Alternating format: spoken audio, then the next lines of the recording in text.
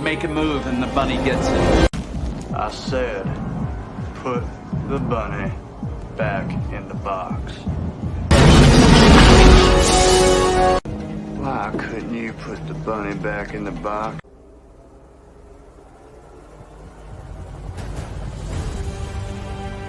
Our brethren are already in the field. Why stand we here idle?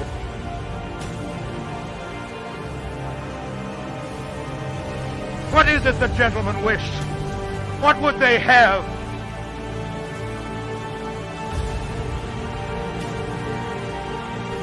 Is life so dear, or peace so sweet?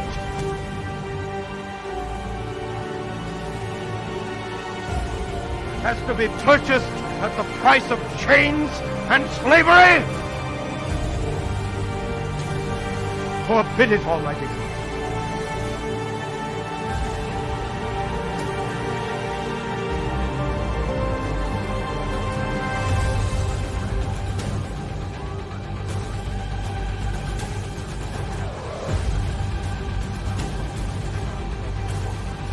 I know not what cost others.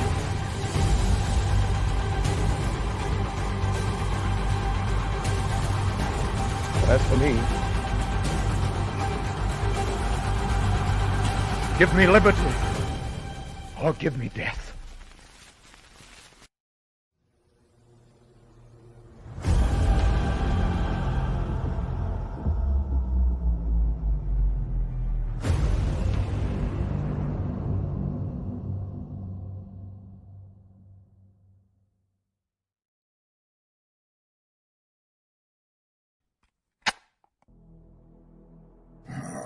I told that moron not to take out my Tchaikovsky tape.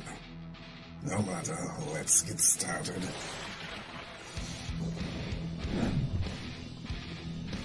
Here we are, Nancy Moon. The last time we left our heroine, she had just joined my esteemed colleagues at level M. And the soldier who cannot stop talking, a magician with money issues, and a vampire with a checkered past.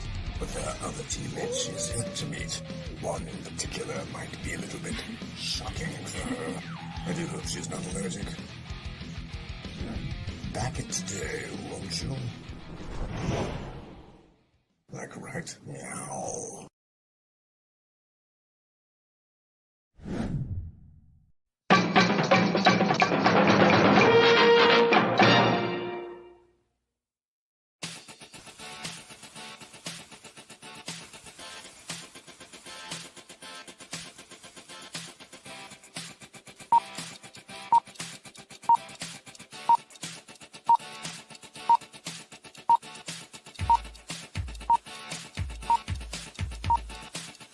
It's showtime.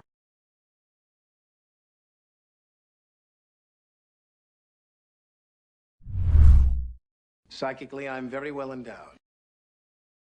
I wanna know what you're thinking. There are some things you can't hide. I wanna know what you're feeling. Tell me what's on your mind.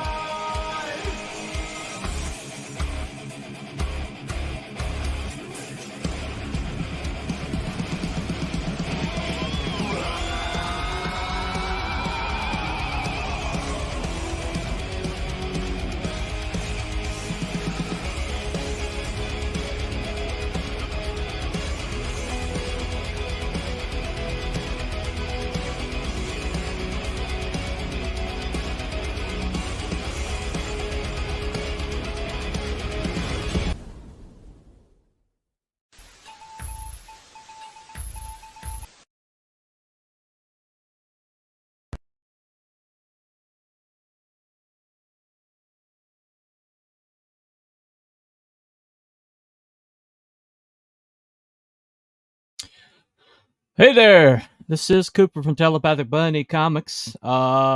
Internet just bottomed out.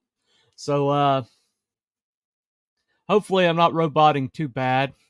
I'm just glad to keep going here. Anyway,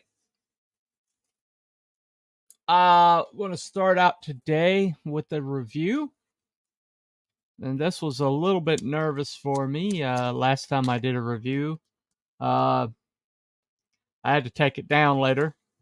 So hopefully this time, this will, be fine. We'll find out. But this is a review of SouthRiver Studios, otherwise known as Hojo. Of his comic, The Mythicals. A really amazing IP that I've enjoyed so far. Let me see what else is in here. Got a couple of goodies in here. Get everything out here. It's kind of stuck together. Hold on.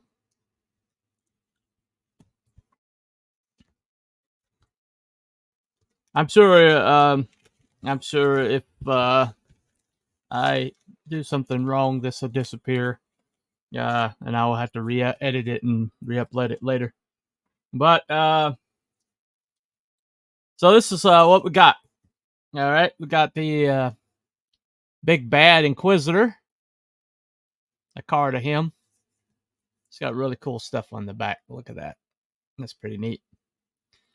Got Miss Nancy Moon, FMC icon. I need to get one made for mine. And this gentleman here, who I believe is in this book. Hopefully I won't be running afoul talking about him, but we'll find out. Anyway, here you go. This is I got the werewolf cover. This is Carl the werewolf. This is done by Dillard Draws. I'm not sure who did the coloring. Diego Albuquerque did the interiors. So I don't know if he did the cover. I think John Dillard colors his own covers, so I think it might be John Dillard's colors too. But anyway, so this is the second chapter of Mythicals, and let me go ahead. So it's got the interior. I think he changed interior artist. I'm not sure. I think he did, but the interiors are really solid, really good. Got some really cool stuff in here. Not going to show you too much more, but it's got some new characters that have been introduced, including this gentleman here. Yep, right there. Who name is Samuel, and I think he's going to be a big hit. He's got a great character, great part of the team, and so you got the badass, the military guy, and you got the vampire, and then you got Nancy Moon, who's a witch and the chief character. You got a magician named Daniel. Is different from a witch, evidently. And then you got the leader, the boss man. And then you got a siren named Sonda, which she's the other cover. And you saw her in the trailer. And she's a really interesting character. She's basically surviving being immortal by being vapid. And kind of like shallow. That's how she survives being an immortal. It's pretty interesting. I've never seen that done before. Most of the immortals are just these sallow, broody kind of. I hate immortality kind of people, but she seems to be quite delighted to be immortal, and that's a great change. Good character beat there. And then they go and pick up a reluctant Carl, who evidently is kind of like not happy to be there. But it wraps up some plot lines from the first one. Introduces now, interesting enough, Hojo does something backwards from a lot of people I've seen. A lot of people, they put their world building and their exposition up front. He does it in his second book, and it's very clever because he's got everybody hooked by the first book before he does like the exposition in the second book. And exposition comes a lot easier coming from an interesting character like a talking cat. So, and just a great idea. The team dynamics are very solid. Everybody has a very unique personality and seem to have a very interesting part to play. And got some art in the back. Got a fake newspaper page. It's really cool. And Critical Blast is on the back of it. I plan on probably putting a advertisement for them in mind. But overall, I'd say this is a very good book. Now, that's all the good parts. The parts that, you know, maybe I would have a little bit of a problem with is the pacing bogs down a couple places, but I don't really see any way you could get around that. Given that this is the world building issue. And a lot of people do that in the first book, and because of that, the first book always has pacing issues, but he moved it to the second book. So you got into the world, and so now he's explaining the world. It works out a little bit better, and that's very solid. I'm back for issue 3, definitely back for issue 3, and my review is, my rating is.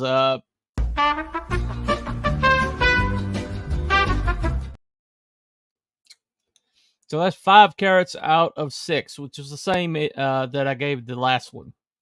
And it's a ever-expanding universe, more interesting characters, more interesting plots, and it's all definitely handled by the writing. Definitely a bunny recommend. He's still up from my comic. He's got the stores up, which I like, because when I recommend books, I like them to be available. And that is not always the case. But I would definitely pick this up. It's I think he's over 8,000 now, and it probably should be higher than that. So that is my review. Let me see who all's here. All right. So Mr. Wyatt Eastman showed up. Hey, what's up, dude? All hail the most wise, great, and wise T Bunny. Okay. And hey, good evening, Mr. Cooper, Mr. Wyatt. No, we'll just call it a Hojo strike. I spoiled some things inadvertently, so I'll just say that much. So I took it down and I edited it to, it's my fault, totally my fault. And I hope this time I didn't spoil anything. Very nice goodies, yeah. Cool cover. Oh yeah, definitely. Dillard, didn't he create the buckler? Yes, that is Dillard's book. Definitely. Hello, Cooper Wolflier. What's up, dude? Sup, Waltbreaker. What's up, man? Give some just some points on the premise. Yep. The premise is really good. And LOL, damn it, Bunny. What did I do, man? Anyway. But yeah, I recommend it. It's a definitely recommend. It's on FMC. The link is pinned in the chat if you want to go take a look. It's basically, I guess it's kind of like Buffy the Vampire Slayer meets SWAT. That's pretty much a good combination there. But it's got something more. It's got a lot of sinister stuff happening in the background, an overarching prophecy. It's just really good. Dropping spoilers. What did I spoil? I didn't spoil anything that wasn't on the cover or in the trailer. How did I spoil anything? Goodness gracious, man. You're handcuffing me here. All right. So, okay. I thought I'd get more takers. Pixel's messing with me, man. He's just messing with me. Making me paranoid. I don't know. I'll find out from Hojo if I have to take it down later. But, it is what it is. It's a recommend. The pin's over there. It's pinned to the chat. So we're going to talk a little bit today about is woke burning down. Now, what do I mean by burning down? What I mean is it's like a more of a self-emulation. It's not necessarily a burning house. It's like somebody dousing themselves with gasoline and lighting themselves on fire. Okay. Spoiler alert, I bought your book. You're right. But anyway, so what I mean by that is they know what they're doing is not going to last. Okay? Basically what they were hoping for was they were hoping to reach past Gen X, past baby boomers, past Gen X, and maybe even past early millennials, and reach Gen Z and Gen Alpha. So not burning down illusion, but they are stuck. Yep. Well, but what they're hoping to do is they were hoping to like shove all this into culture fast enough to basically force people to accept it. And what happened was, and a lot of this was ESG money backing. Okay, they finally had enough backing from outside source that they didn't have to rely on a customer base. So, i.e., they didn't have to give the customer what they wanted, at least on a temporary basis. And what they thought was going to happen was they thought that that because they're the only game in town, at least in their minds, they were the only game in town, that Gen X and millennials and the baby boomers that are left, they thought that those people would essentially say, okay, well, I guess this is the new reality, and they would accept it, either accept it or go away. That's what they thought would happen. Hold on a second. Link isn't talking to me in the live stream. It's generic StreamYards. Oh, no. It's if you want the link, I'll send it to you. That's why I was asking. Woke is a cultural mummification, or cultural mummification of culture. Okay. Hold on 1 second. Let me send it to you right quick.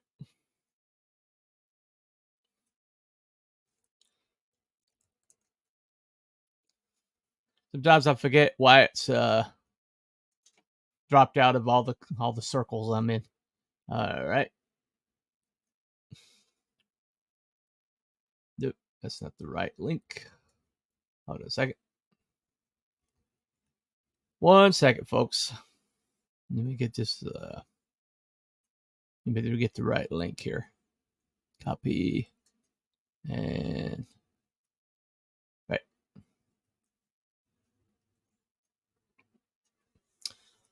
All right, Wyatt. Send it to the StreamYards, my friend. I mean, to your X, your messenger. All right.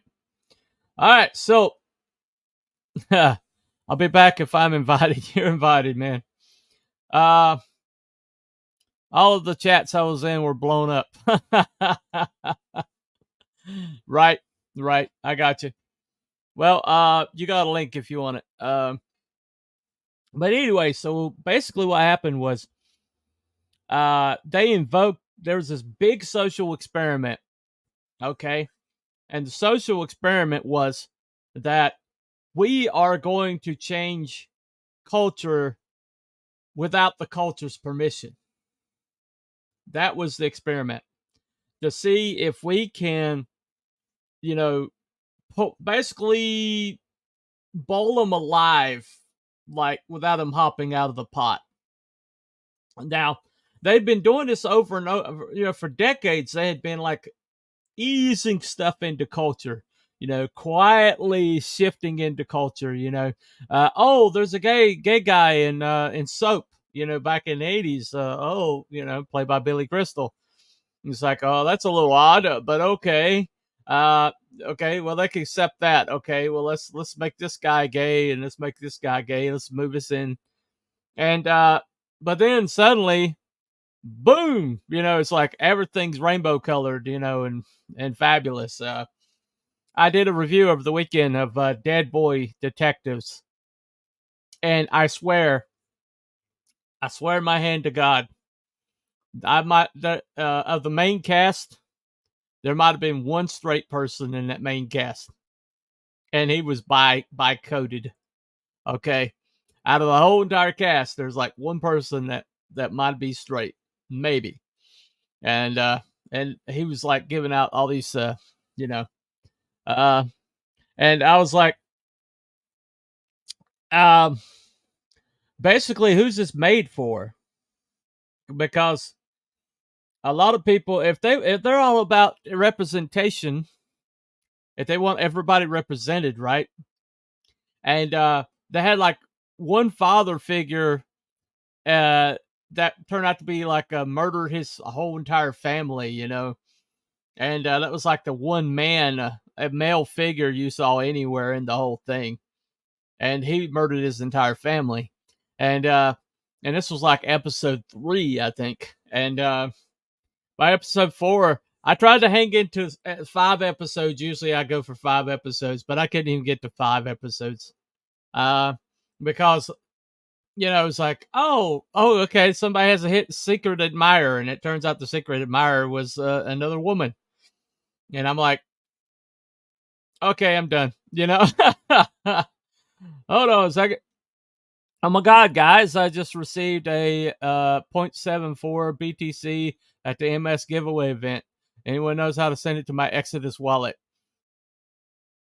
I think this is a bot. I'm pretty sure this is a bot. So, yeah. Hold on a second.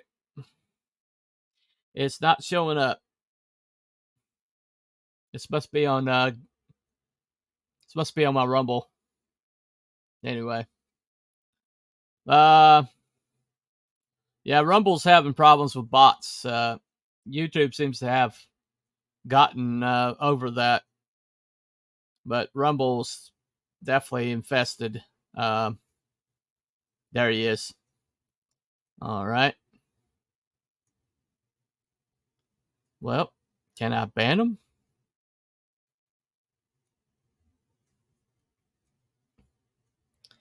All right. So Rumble doesn't have an ability to ban anybody, evidently.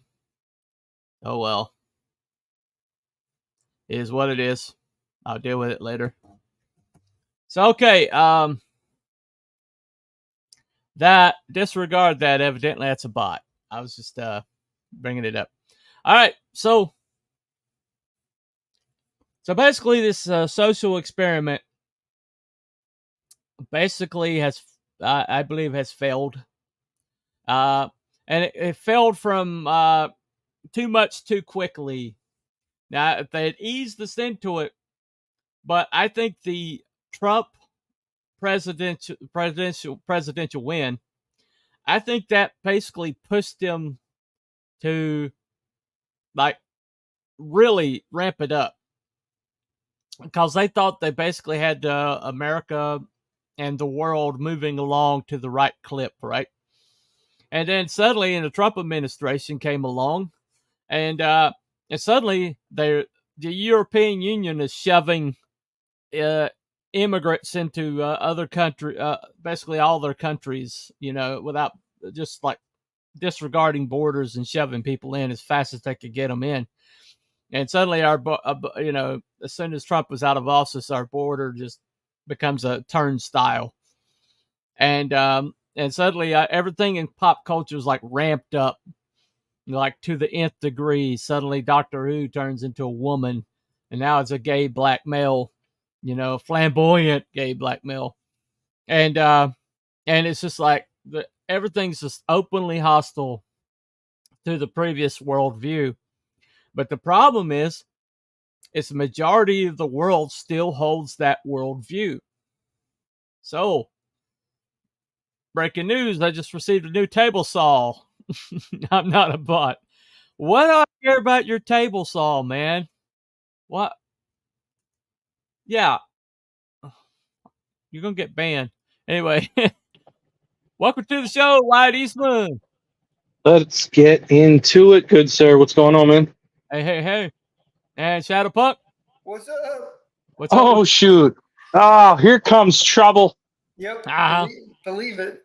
There goes the neighborhood. Well, thank you guys for coming in late after I basically shuffled walk for 10 minutes and set everything up for you. That's what you do. That's your thing. Hey, how you like that? How you like my icon? It's bad. Very nice. Very nice. Yeah. Yeah, that was me creating a little bit of mischief. I got a thumbs up for it though, because Louis LaRosa, friend of mine, he did this photo, and I was like, I'm gonna send this to some colorists. Said, I hope you don't mind. He's like, who? I'm like, don't worry, we're gonna get you some notoriety. So if you don't know, this is a color job by Gabe El Taib. I just put it on his profile. I put it on his profile. I was like, hey man, here's a photo. Think you can make it a little cooler? He's like, don't mind if I do.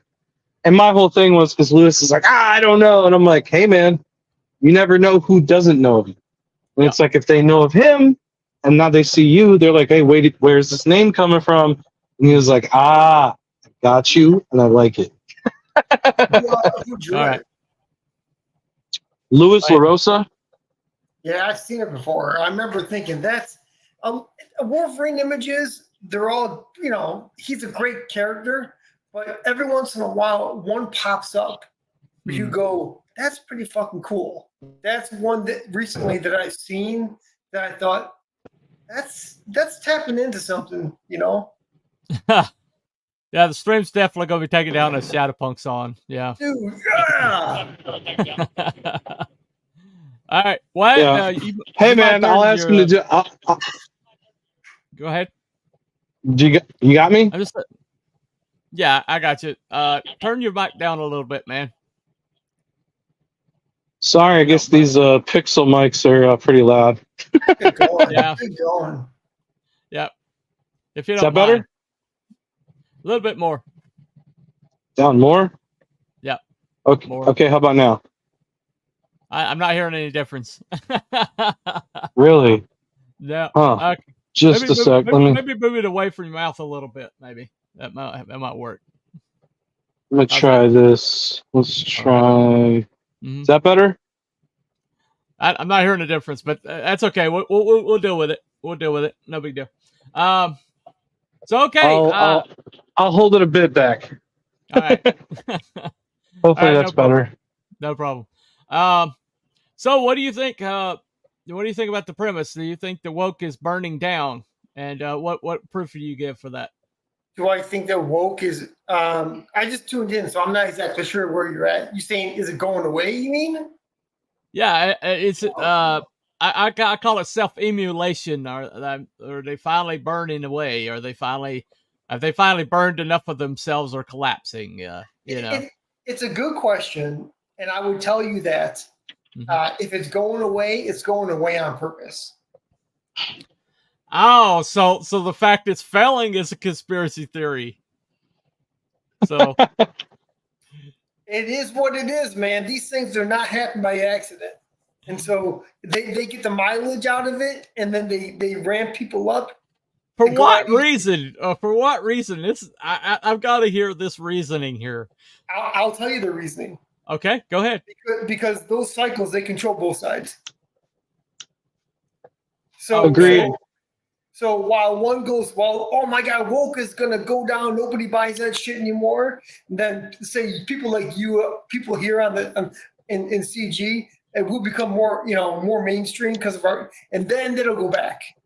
But it won't be called woke anymore. It'll be called fill in the blank. That's why. So yeah, that's true.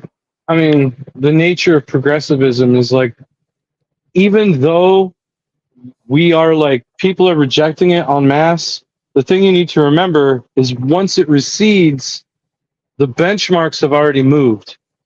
If that makes sense. So it's like after everything's said and done, things are, the Overton window of what's acceptable is now moved closer to their direction. I mean, they've been doing this over and over. I mean, you know, like one of the things is like a lot of people redo history and they say, oh, you know, like the Republicans were the ones that censored all the movies and TV. And it's like, no, that was Tipper Gore and Liz Cheney who were out there censoring music and video games and putting ratings on everything. I mean, do you really call Liz Cheney a Republican? I mean, I think she was a Democrat at the time even. So it's like, it's like they've been really the ones trying to put the thumb on the scales as far as media goes.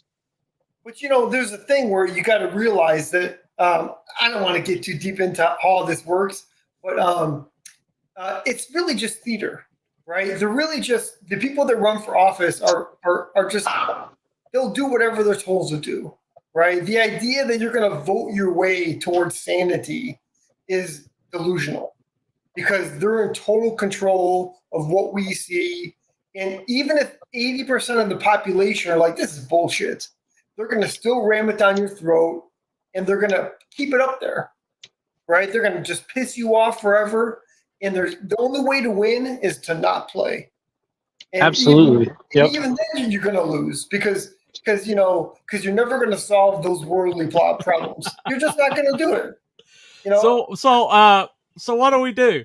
So I mean, you basically made it so bleak that I mean, why even participate in anything? Why even create? Why even put anything out there? If that's the truth. It's a good question. In my personal opinion, it makes a big difference to people, right? While society moves towards over there, which it's always going to move over there, right? It's going to go. They're going to make it that way, right? Normal people are going to want to see sanity. They're going to want to see books that you make, and they want to read them and go, you know what? This is what I always wanted, what I always liked.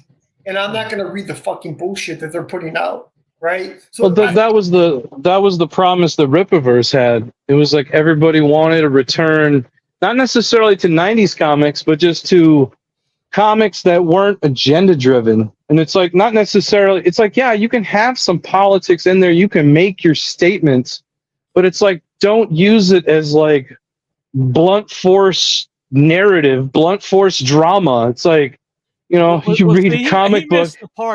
He missed the part where we said we want good comics that aren't agenda driven. Right. Yeah. He missed that part of it. Anyway. Well, you know, the thing that gets me isn't that there are agendas necessarily in the books. It's the fact that they take what you made, what the original people made, and they twist them. And then people like us like, this is not what I want. Right. So for example, if you write an Iron Man comic, Iron Man is, you know, he's kind of woke or something. If the agenda is in front of your face and you can see it, then I go, okay, that's one thing. But distorting Tony Stark and making him into something else. Let's say he was a trainee one day, right? I'm just making shit up, you know, or he was a gay or whatever you want to fill in the blank, right? That's different. To me, that's when you go over the line.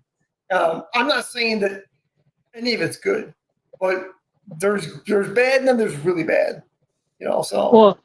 Well, and the thing is, you gotta, you know, like a lot of people, they keep saying like, who is this for? I mean, and you know, that's why I kind of said that woke is momification. It's I mean, pardon my French, it's mom shit. It's all this media changing is catering to the sensibilities of, say, like the Ellen DeGeneres white woman mom. It's like, oh yeah, let's have some, you know, LGBT content, and you know, and it's when you kind of zoom out and look at it, it's like the LGBT stories, they're not like from the perspective of like an LGBT person going through some real stuff. It's like an ideation of like what a rich white woman would assume that is the thing that they're going through. You know, like Archie style romance stories and Superman. It's like, oh, and when you start, it starts to make a lot more sense. And it's like, well, wait a minute. Okay, so we're not catering to white men, we're catering to white women. And it's like, okay, that's not only not representing minorities, you're not representing like the people you say. It's like, and which is wild to me. And then they wonder why it's failing. It's like like Disney bought Marvel so that they could have. I mean, Disney had girls and young and old on lock. So you bring in Marvel. It's like, I mean, they even said it like on Entertainment Tonight when they bought it. They're like, we're getting this, so we have all four corners: young men, young women, older women. We're gonna lock down media. Oh, totally. Which it's like, but then they turn everything into a girl brand, right? You know? And that's where they said, well, you know, we need to change things, and it's, you know, that's why it's shout out to Chris Gore for saying that. Shout out to Chris Gore. Oh yeah, for sure. And it's like when you look at comics was like the big petri dish for that. Yeah. They wanted to prove to the rest of entertainment that this works. And so they ramrodded it in. Well, there's a scene in Hollywood Shuffle, great movie made by Townsend. I forgot his first name. But basically, where he was supposed to be playing a gangster, and the director's like, oh, this white lady director is like, excuse me, because he's doing this like really over the top, exaggerated, but you know, kind of like a pimp kind of character. And she's like, I'm sorry, but could you make it more black? Oh my gosh! Wow. And he's like, he took the wig off and kind of like, I can't do this, you know, because he's like Juilliard trained, you know, and he's got like, you know, and he's like, okay, I can't do this, but I mean, that's basically what's happening all across culture, you know, and you, especially when you see black conservatives speak up and are basically accused of not being black enough. And it's like, well, who determines who's black? Or and then you look at the people who determine it's black, and they're always like, you know, are white liberals, you know, White Fragility. The textbook for CRT was written by a white liberal professor, you know, who made herself a millionaire off of it, you know. But you know, I think there's a lot to be said that a lot of this like lens that we're seeing is coming from like white academic, mostly female, you know, professors and people like that they're deciding what the basically what path we take to be more progressive, you know, to be more inclusive or whatever. Oh, absolutely. And it gets to a point where it's like, you know, the business people are like, okay, why not? We'll try the idea. You want to do this woke thing? We'll give it a shot. And it's like they kept going and going and going. And it's like now you see the business people stepping in and saying, okay, we've tried this. It's not selling. Well, it's, you know, and now it's less about... ESG was set by Larry Fink, who's a white liberal white man. You know, the ESG, all those parameters are set by him. Is that R2D2 back there or something? What's going on? I don't know. That is not what's happening. Mm-hmm. Okay. I mean, not the point you just made, Bonnie, but the other thing you mentioned about the companies, right? Mm-hmm. All these corporations are owned by the same people. So these corporations created what we think of as woke or Marxism in the 1800s. They made it. Right. Let me make a quick correction here. Yeah, I suppose the white conservatives are never racist or know exactly what's best for black folks. Nope, I'm not saying that either. So, not at all. Right, and yeah, you crackers know best, short. Whatever. All right, but yeah, I mean, the only people that really know what's right for black people are black people, you know, and they can decide their own fate. I have always said that. I've said that on here all the time. When you look at where they were before the civil rights movement, and you see what that culture was before the civil rights movement, and what it became afterwards. I mean, they went from. I got a lot of feedback there, Wyatt. Yeah. Oh, sorry about that. I got the AC running right now down South Florida. It's getting pretty crazy. Gotcha. It's pretty hot today. Yeah, I got is you. it still pretty loud or? No, it's fine. I can. We're good. We're good. I was gonna say I could step outside. That helps. No problem. How about that? Yeah, I really think what's happening now is oh, that's fine. That's fine. You're good. But I do think there's a correction that's happening. And I really do think so. And I think basically it's I don't think it's shifting back towards the right. I think it's shifting towards the middle where it belongs. And I'm really looking forward to that. And because I don't think either side, I mean, either extremes are healthy for anything. You know, I really think we need a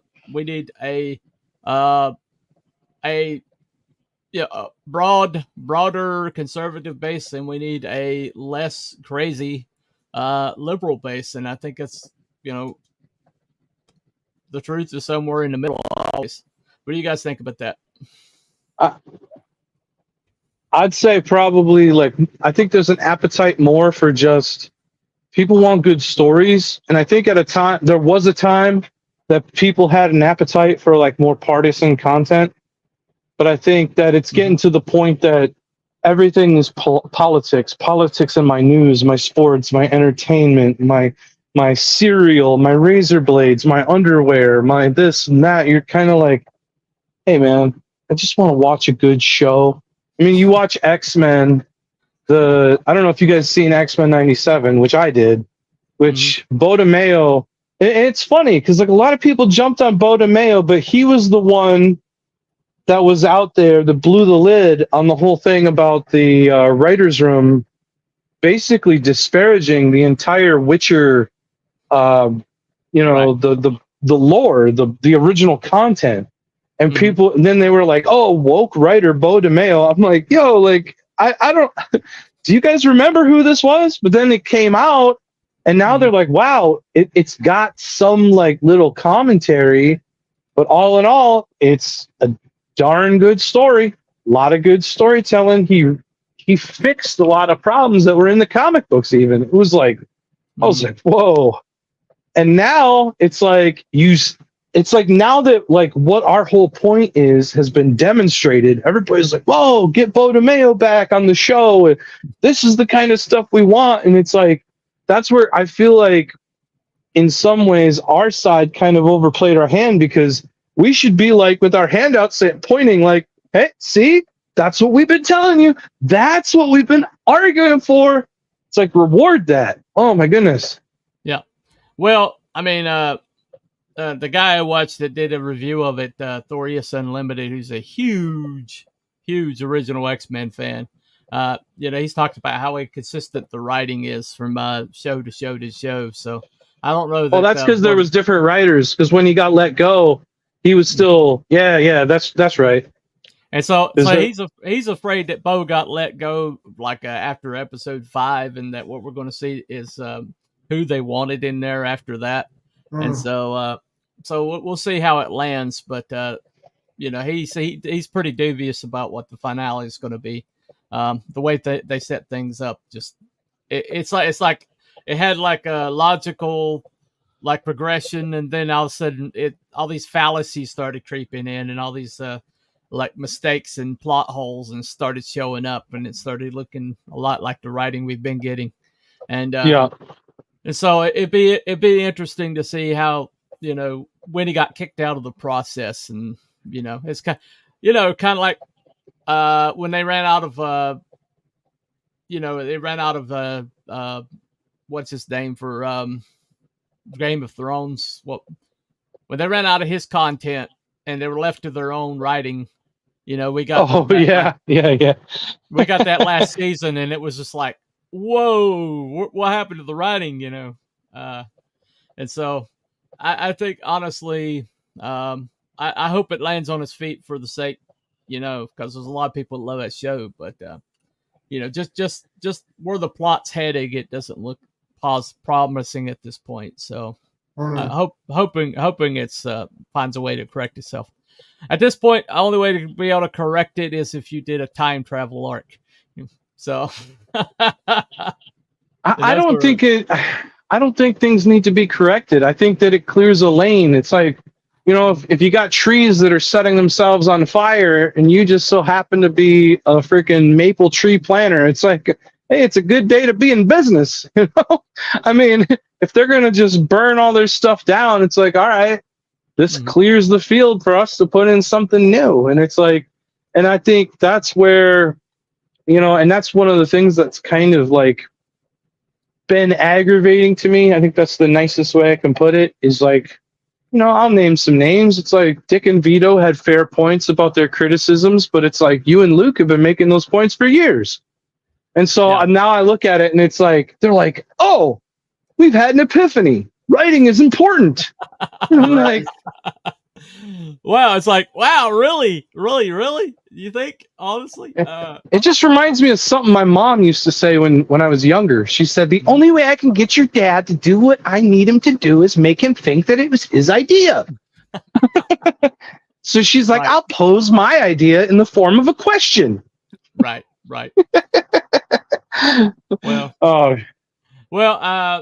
Yeah, I mean, that's pretty much how it works. But honestly, when I see like Dead Boy Detectives, and then I see Lockwood and Company last year or the previous year, which was a similar premise. It's like a supernatural detective agency, and it had diverse cast. It had but it had a lot more complexity, and it wasn't like bogged down with it had romantic subplots and things like that, but it was it just wasn't like shoved in there. Everything was about this, and so I'm like, it can be done. And so when you see that it can be done, which is what we need, need more examples in the culture of the template, the right template. Okay, this is the way to success. This is what people actually want in the and I think the more that happens, the more adjustments are going to be made when the finances start running out, and they start like swinging back to the former economic model, which was pleasing the fans, fan supporting, and so I think depending on how long the world lasts, if we last another 20 years, I think this is going to be kind of looked upon in a similar way that the Blacklist era was looked upon, with a different narrative. And so I think it's going to be like an aberration in pop culture. It's like, remember back when they just decided that the fans didn't matter anymore because they're getting this subsidy, and so everything shifted, not zoomed right past the left and went all the way to Nutso land, and that's a good point, because if you let people just watch and buy what they want, all of this shit would disappear. Oh yeah, I mean, it definitely would. It's completely upheld, and it's like there's nothing you can do about it except ignore it. Yeah. Oh, exactly. And I really think that I mean, you guys have a good point. Okay, it's probably controlled by both sides, and it's all a shell game, and we might think we're winning, but they're letting us win. I get it. But at the same time, I want to believe that there is a point to it. No, there's a legitimacy to what we're doing. There is. Battle. There absolutely is. Yeah, totally. And so, I think at the end of the day, I think that it's like Breitbart said that politics is downstream of culture, and I think you see the ascendancy of some of these names that like showed up on YouTube that were offering a counter narrative, and now you're seeing them on Fox News. You know, Nerdrotic was on Fox News the other day. I don't know if you know this. Yeah, I heard about it.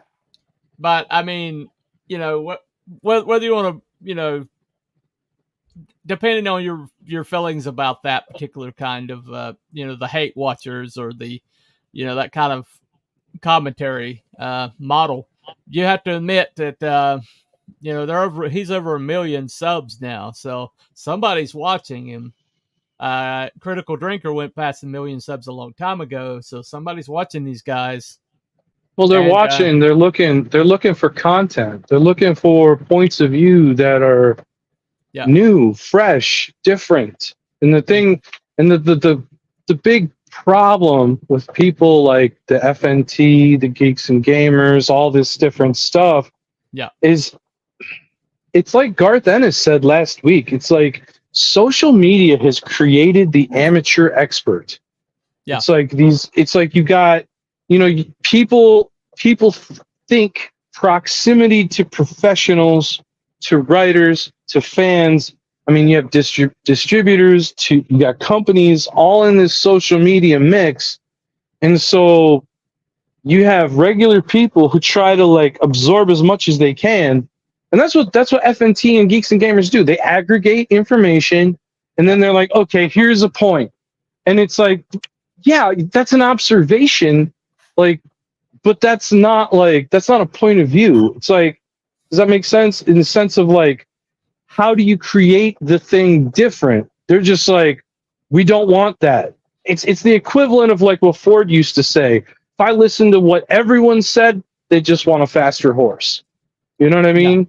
Yeah. Right. And that's where it's like, you know, entertainment. You're basically saying that innovation requires stepping out on a limb, and they're almost like, you're like dissuading people from stepping out and trying. Oh, absolutely. Because the thing is right now is we got writers right now who are going too far with the stories.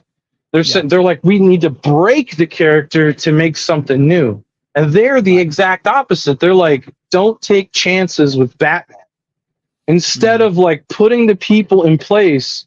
But Robert Kirkman, I just listened to this podcast like 15 minutes ago. He had the greatest point. He's like, we need to have creatives who ask the right questions. And people looked at him like funny. They're like, what does that even mean? And he's like, look, the best stories are basically a really good question. He's like, and then he used his examples. What if there was a zombie movie that never ends? The Walking Dead. What if the Kryptonians never blew up? What if Superman was sent as a conqueror, invincible? And it was just like, and I thought that was very succinct how he said that. It's like, and it helped me tremendously with my writing on comics, because I said, if you're asking the right question, then the next thing is, who wants to hear the answer?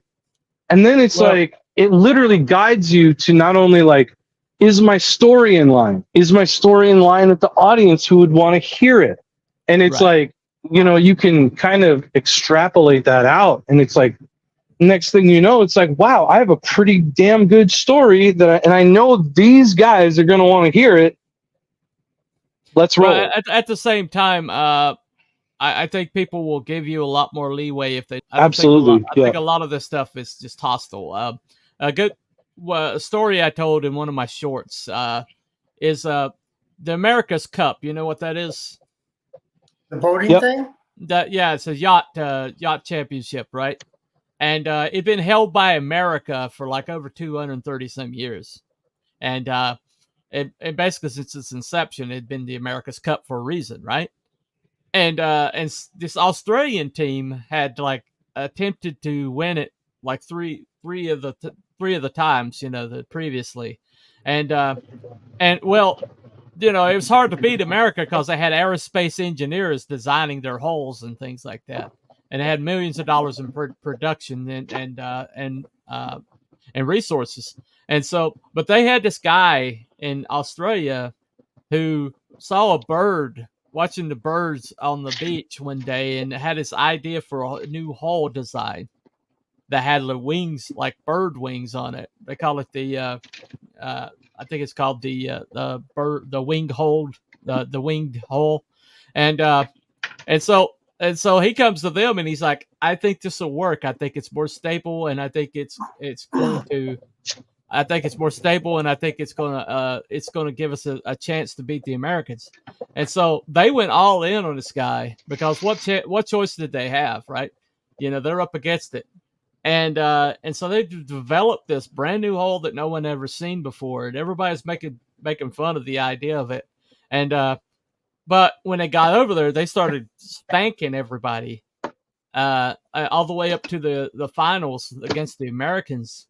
And they beat the Americans by 43 seconds. Woo. And they came from behind to do it. It's one of the most incredible, races in yachting history. And but the reason why they could do that was because this guy said, "Okay, if we can't compete, doing the same thing they're doing because we don't have the resources. So let's do something no one's ever seen before, right? And beat them with that." And so, that's my contention, is that, okay, we can't match them, like their resources in the mainstream. We can't. But if we go our own way and we do it in such a way that is compelling enough, then we'll siphon that off, and it will eventually we'll be the victors. And it might be by 43 seconds, but a win's a win, right? Right. Anyway, let's see, making a But little. yeah, and it's a good point to, especially with like the comics industry right now. Everybody's like crowdfund. We got to crowdfund, and it's like I see a bit of nervousness about stepping into the LCS market, the bookstore markets. It's like there has to be a step 2, is what I'm saying. Yeah. And like I when I look around at it, people say, "Oh, it's a losing proposition. If you go into the local comic shops or you go into Barnes and Noble, it's super hard." And it's like, well, yeah, no one expected it to be easy. But at the other side of that, at the other side of that is incredible opportunity, because I mean, if you're crowdfunding and only crowdfunding, the only way you're selling back issues is when you sell your next issue. And I know as far as a lot of fans that I talk to, this isn't like hardcore comics readers. These are people who are just casual but are into comics. And they were like, I've seen people talk about Cyberfrog, and they're like, well, shoot, I would try it out, but like I got to wait till the next campaign, and then now I got to buy volume 1, 2, and 3 to be caught up and know what's going on. And it's like, I mean, you're in now $300 or something like that, and it's like they're like, thanks, but no thanks. But if you have access to the local comic shops, you can sell issue 1 over and over and over. And, people are like, oh, well, it's really complicated with distribution. It's like, well, see, FMC is doing something with that. FMC is actually creating a permanent comic store front to where you can, like, once you sold your comic, you can leave that campaign open for people to go back and purchase that comic. Yeah, it's like to save money. It's like, hey, how about on your Kickstarter campaign, just 2 covers, the main cover and the variant cover. Right. Okay, you had 7 people who want to do a cover for you. Okay, now you're going to do direct market edition. Take 2 of those covers for the direct market edition. Now you're not stepping on the toes of the Kickstarters, the backers, or the Indiegogo guys. Hey, I paid for this cover. Now you're selling it for $5 at the comic shop. It's like, but that's where it's like people are getting. It's like, oh no, I got to get that 6-figure number. It's like, no, just get a healthy sales. It's like, stop thinking in dollars and cents and start thinking about volumes sold. If TMNT is a great benchmark. If you have an outstanding campaign and you knock it out the park, first print of Turtles sold 3,000 copies.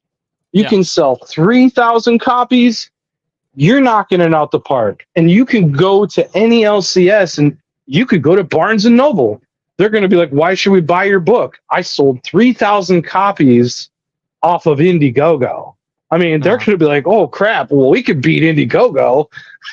Well, I think anybody can beat Indiegogo at this point, but we're not Indiegogo. Well, yeah, Indiegogo, Kickstarter, whatever. It's like Barnes and Noble. They'll probably be like, Barnes and Noble, they might say, hey, we want 10,000. We want 10,000 units. We'll try it out.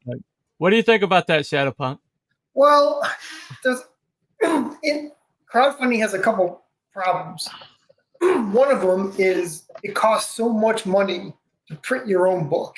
Yeah. Right. And by the time you ship it, forget about paying people to do it. By the time you ship it, you're spending a lot of money. I mean, I didn't make any profit. I sold roughly 160 books, and I made zero profit. I kind of broke even. So, but if you did a second chance, you might make a profit. Well, I will make a little bit, but then the problem with that kind of stuff is honestly that now. So when I do my next campaign and I will sell number one again, I'm going to have to do pay all that money for a whole new run of books, and that's a lot of money I don't have, right? So that's a challenge you have to overcome. I mean, if there's a reason why we sell our books for $20-$25. Because you got to cover your costs, unseen costs, So unless you're Pixel, who's like a walking Brainiac computer, it's going to be hard to foresee all the things. I mean, forget about paying myself for one whole year of work. Yeah. Right. I mean, that's zero. I got paid zero for that year. So, it has a couple challenges, and I like the idea of the storefront thing. I think that's one small step towards that kind of a thing that breaks the ice a little bit. But it's going to have to take more than that. I think, in my personal opinion, the more people like Ethan and Eric July, unfortunately Eric July, but they bring in tons of people into the thing. Yeah. And that's a huge deal, right? I mean, say what you want. If Eric actually sold that many copies of ISOM and that many people actually bought his book, it's a big bonus for us, right? Because he helps us. Well, that depends on why they bought it. It is true. I mean, but and you're right too. Like some people might buy ISOM but never buy another indie book, right? Or they might be fans of Ethan, but they're not going to get into the other stuff. But there is some crossover. Let's just say there's 15% of those people minimum, right? I mean, that's something. And the more big people like that. So here's a hypothetical. Let's just say Nerdrotic and like those Muppet cartoons he's doing. Let's just say the Critical Drinker and Gary Nerdrotic come out with their own comic books, right? As spurious as that is, we benefit. Right. And so because it's going to just pull people in, people that would never even think about doing crowdfunding. So that's kind of my opinion. Well, there's two movie projects right now that I'm interested in. Critical Drinker's doing one based on his book series. And a guy named Jared Christman is doing his own movie, and he's doing an album with it. He has a group, singing group, and he's doing an album. It's basically going to be like Tommy from The Who, or Quadrophenia or something like that. And it's going to be a Western, but he's got the music with it, right? And so that's coming out. Both of those are coming out this summer. I think Critical Drinker is releasing his on his channel. Yeah. But I mean, I love it. I see so much innovation going on. That's why my What's Next channel the show exists, and I'm going to do Friday with John's Lone Box, Back to the Future, and the premise of that is going retro back to the way superheroes used to be, the way forward. Reversing this trend of deconstruction and going with the old-fashioned, good guy hero. Is that the way forward? Or is everybody so jaded by the deconstruction? To that point, you know what I would say? I would say that's true, but it's not that you're going back to that thing you just described. It's you're going back to all the things that worked before. Right. Like, and there's a huge list of them. Right. There's from Batman to the Hulk and everybody in between. Yeah. Like, there's a lot of like ideas in there that clearly you recognize. Right. I mean, like, those are just those guys boiled it down and figured it out. Right. Well, it's a scientific method. Okay. In the scientific method, there's a precept that if you have enough failed experiments along this line of thinking, you go all the way back to what the last result you had that was positive, and then you go from there. And I think is what's happening is the mainstream is just doubling down, and so it behooves us to say, when's the last time people were excited to go to the comic book shop, or people were excited to go to the movies, or people were excited about pop culture in general? What was true of pop culture then? Can we recapture that? Can we hit the reset button a little bit? But what they're doing is wrong. I mean, they're going like the nostalgia route, and they're like, okay, well, let's grab this stuff, bring it to the future, and like wash it in modern politics, and then call it a day. But people will love it because it's retro, right?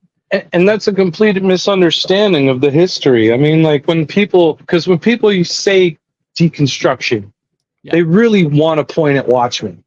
And it's like, Watchmen was a thing out of necessity.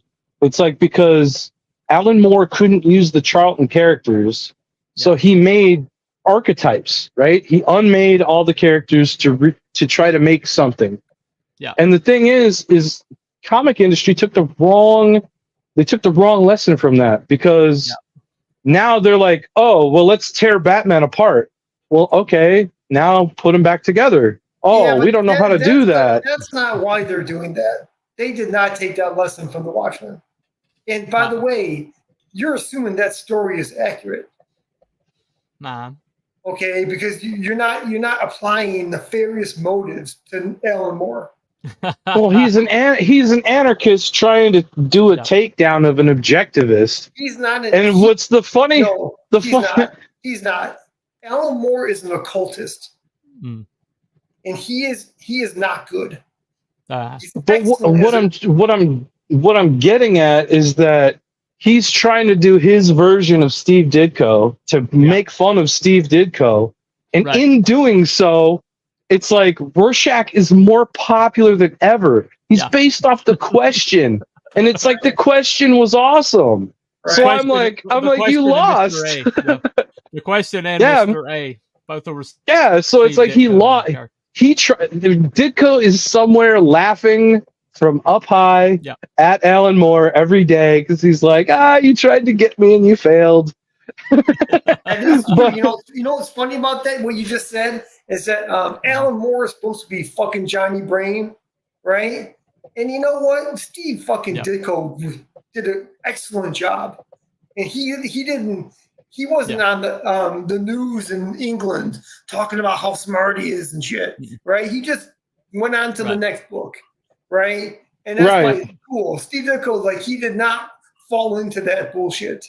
And you got to hand it to him, man. Steve Ditko, basically, a lot of people don't realize this, but Steve Ditko essentially made Spider-Man. Right. Absolutely. I mean, if you know Steve Ditko, you know his creativity and the characters that he's made. I mean, Spider-Man is a pure Steve Ditko character. I mean, Stan Lee gets all the credit for it, but that character, and he was the first one that drew it. And Stan Lee basically turned story. He'd give him story premises, but the writing of the story and the creating of the characters basically landed on the artist. And Steve Ditko created Spider-Man.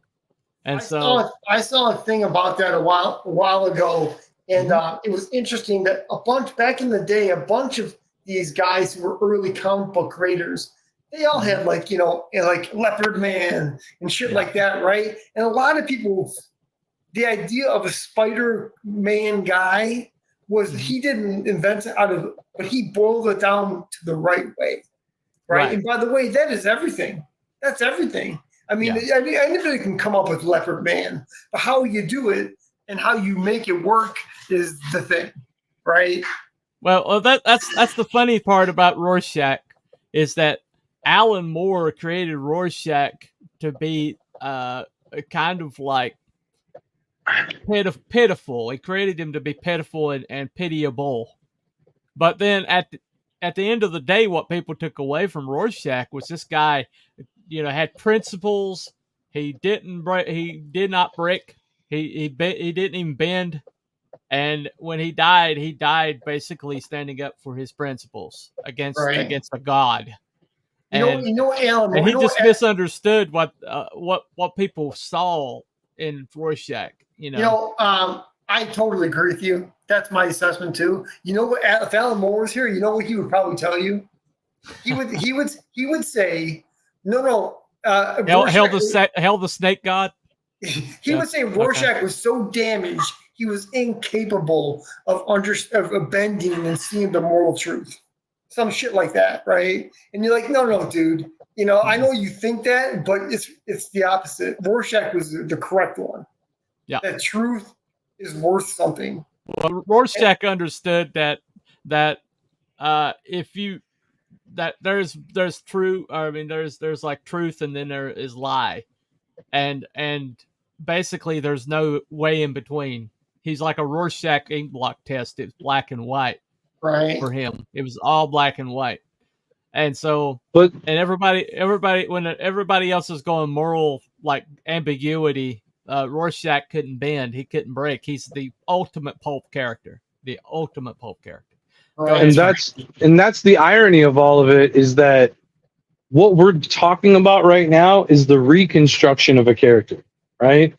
It's like, yeah, breaking down a character is interesting for story, but if you don't know how to put them back together, right? It's like that's where it falls apart. It's like, well, we're gonna make Superman gay. We're gonna, change this character to be a minority. Okay, how does that change the story? You're gonna break the character, change the character. Is it a fundamental change or is it a superficial change? And then right. And if you make this character, if you change this character in this way, then you have to change everything about the character. And what they don't, and they're lazy. And so what they do is just like, oh, he's black now, but it's like, wait a second, black people have different experience than white people do. And how does that alter the way they see the world? And a lot of times you don't see that thought behind it. You just like, okay, they just race swapped them. And or they just gender swapped them, or they just sexuality swapped them. But then they don't. But then the character does. It's like uncanny valley. You know that this guy ain't right. This character's not correct. There's something wrong here. And at the end of the day, I think as woke culture is like burning down, I think whatever's left in the ashes, you're going to scrape it away, and you're going to find a counterculture right there. Well, and that's where you can tell, because I have my own opinions on woke, but that's where it gets exposed for what it is. It's like, if it's not functionally different, if Riri Williams is not functionally different in like almost every facet than Tony Stark, then it's pretty clear that was just a corporate mandate. Here, make a black Tony Stark. Right. Oh, I got the script about making her a girl. Oh, okay, whatever. Just make it a story about smashing some shit and like just get it out the door. And so that, you know what I mean? And that's where it's like, that's where you start to see it for what it is. It's like they don't have to earn it. Yeah, they don't have to earn anything. They automatically have this ability. There's no struggle. There's no the moneyed guys are saying, hey, we got a deadline to meet. Just have them just do some cool stuff and call it a day. Okay, yeah, bam, we got some diversity. Hey, buy this book. Well, you know what Riri's origin story is, right? I think didn't she steal like a bunch of tech from Tony Stark? Yeah, she just decided that she wanted to be Tony Stark because a teacher told her she couldn't be. But she goaded the teacher into telling her that she couldn't be Tony Stark. But Really? Which is literally the premise to Hardware from Milestone Comics. there you That go. character, he worked for like a Tony Stark type figure, and they were like, hey man, be careful, you don't want to outshine the boss. And he was like making all this stuff, Right. and I can't remember. I have the dang books, and I'm blanking on his name. but no, he's like, his whole thing was like he started finding out that his boss's tech was getting out there and getting handed out to criminals. Yeah. And so his whole deal was that, okay, I'm going to use the laboratory to make all my stuff, and I'm going to fight crime using the boss's equipment to take out the boss's stuff. So it's like, wow, like, oh. Well, anyway, so we'll wind it up there before we get too much longer. I used to try to keep it around an hour. You got any last words there, Shadowpunk? Any last thoughts? Your show has a good premise to it. Where is it going to go? And for my 2 cents, I think that CG and indie stuff will become bigger and bigger. Yeah. Right. And the more and more people will just, even the superhero films are getting boring. Mm-hmm. Right. Yeah. They're kind of done. They've done them. Right. So it's like, that less and less interest is going to be paid towards the mainstream comics. Right. Well, let me play this trailer one last time on behalf of Hojo. We'll find out. I'll say this. Go ahead. I'll say this real quick though. I will say on the Alan Moore thing, I would say if you want to see him trying to do reconstruction, check out anything from America's Best Comics. It's an old label he had under Wildstorm. But yeah, and speaking of the future of comics, man, I got some news to drop. I am going to let you guys know that Vast Conspiracies is coming soon. My interior artist is Ali Garza. My cover artist is Luis LaRosa, and we are underway. We got the script is basically done now. I'm starting to hand stuff in, and can't wait to show you guys what's coming next. Well, you're good enough to do your own cover. I hope you do at least try to do one cover. I might. Okay. I might. So.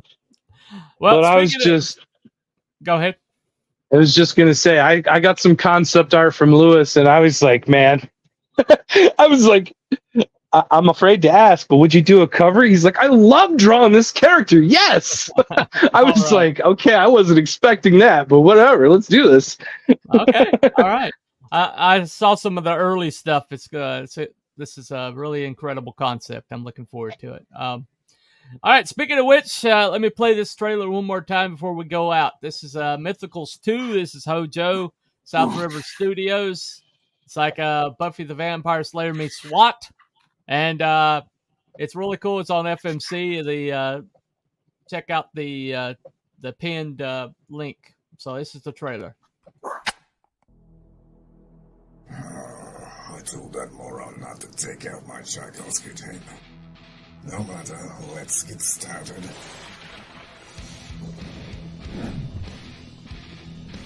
Here we are, Nancy Moon. The last time we left our heroine, she had just joined my esteemed colleagues at level M. We had the soldier who cannot stop talking, a magician with money issues, and a vampire with a checkered past. But there are other teammates she has yet to meet. One in particular might be a little bit shocking for her. I do hope she's not allergic. Back it today, won't you?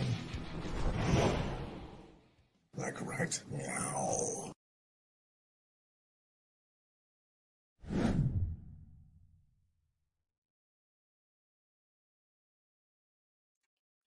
All righty. You heard Samuel the cat back it right meow. Nice. All right, thank you guys for coming. Thank you, Wyatt Eastman. Watch out for this Vast Conspiracies coming, and Shadowpunk. when he gets that second chance campaign coming soon. Gonna bully him till he does. And anyway, also community service is still available, still funding right now on Fund My Comic. Yeah, let's run that video. Let's run that video real quick too. Alrighty, we'll do that. Any I know we're running over.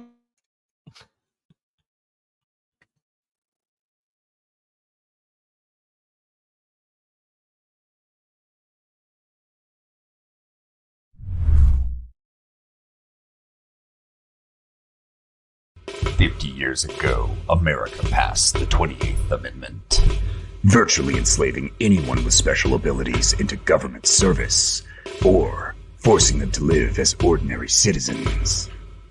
With his team disbanded, America's foremost protector and hero for a century had been betrayed by the very institution he swore to serve. Erased from its history books, his every exploit was covered up. Now, in a place called Little Bighorn, the greatest hero America has forgotten will come out of retirement to take down the very institution he once served, assembling a new team of superpowered individuals wielding abilities never before witnessed. In a country that has banned its heroes, it's time to root for the criminals.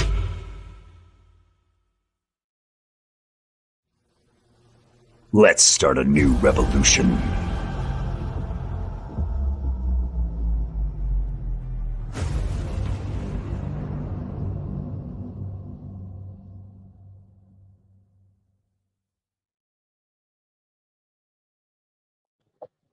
Cool. Yeah, man. So is there any new artwork for community service? Yes, there is. I'll share it pretty soon. I got some updates I'm gonna give a little bit later. Don't have it handy though. So we'll save it for next time. But well, thank you, gentlemen, for coming, Mr. Shadow Puck and Mr. Wyatt Eastman. Thank you to Fluffiest Chat and all of you too. I had a few people disagree with me today, and that's fine. Thanks for at least being civil. I appreciate it. And just say, bless your heart. Well, just say, bless your heart. Lord be with you. I don't use that sparingly. I know exactly what it means, so I don't use it unless I mean it. Anyway, so all right. Well, thank you, gentlemen, for coming. Thank you, and we'll see you next rabbit hole. Follow the white rabbit. Bye, everybody. See ya. Later.